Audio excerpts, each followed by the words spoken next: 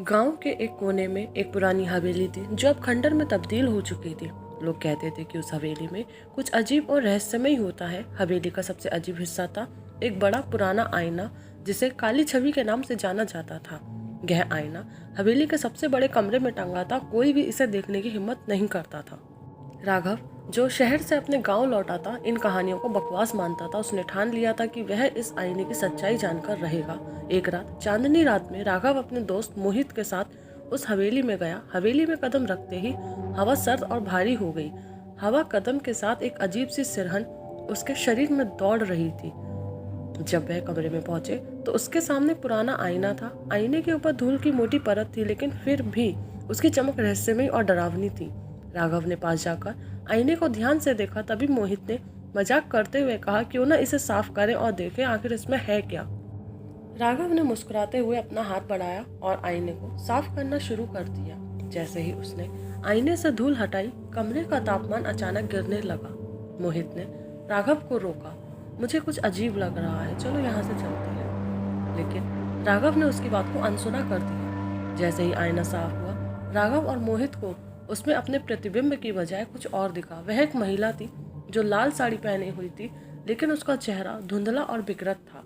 महिला की आंखें सीधे राघव को घूर रही थी। राघव और मोहित स्तब्ध हो गए थे। तभी महिला ने आईने के अंदर से अपना हाथ बाहर निकालने की कोशिश की। मोहित डर के मारे कमरे से चीखते हुए भाग गया, लेकिन राघव जैसे किसी जादू के प्रभाव में आ गया हो। उसने महसूस किया कि महिला उसे बुला रही है।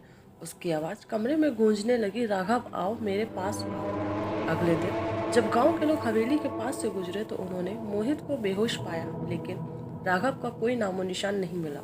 मोहित के होश में आने पर लोगों को पूरी घटना बताई। किसी ने उसकी बात पर यकीन नहीं किया, लेकिन कुछ बुजुर्गों ने कहा कि वह आईना शापित है। जो भी उसकी सच्चाई जानने की कोशिश करता है वह उस आईने में हमेशा हमेशा के लिए कैद हो जाता है। गांव के बुजुर्गों ने एक पुरानी कहानी सुनाई। 100 साल पहले उस हवेली में एक महिला रहती थी जिसका नाम चित्रा था।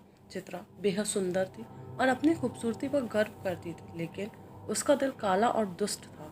उसने कई लोगों को धोखा दिया और उनके जीवन बर्बाद कर दिए। एक दिन गांव के एक साधु ने उसे श्राप दिया, तेरा घमंड और दुष्टता तुझे बर्बाद कर देगी। तेरी आत्मा इस आईने में हमेशा के लिए कैद हो जाएगी और तू कभी शांति नहीं पा सकेगी। तभी से चित्रा की आत्मा उस आईने में कैद हो गई। मोहित ने ठान लिया कि वह राघव को बचाने के लिए कुछ भी करेगा।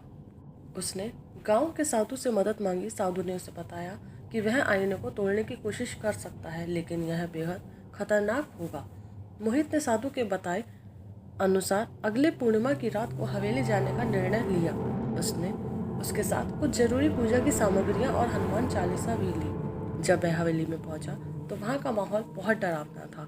कमरे में पहुंचते उसने देखा कि आईने के अंदर राघव कैद था। वह लगातार मदद के लिए चिल्ला रहा था। आईने में चित्रा की आत्मा उसे घूर रही थी। मोहित ने हिम्मत जुटाकर मंत्रों का जाप शुरू किया। अचानक आईने के अंदर से भयानक चीखें सुनाई देने लगी। आईना हिलने लगा जैसे उसे कोई तोड़ने की कोशिश कर रहा हो।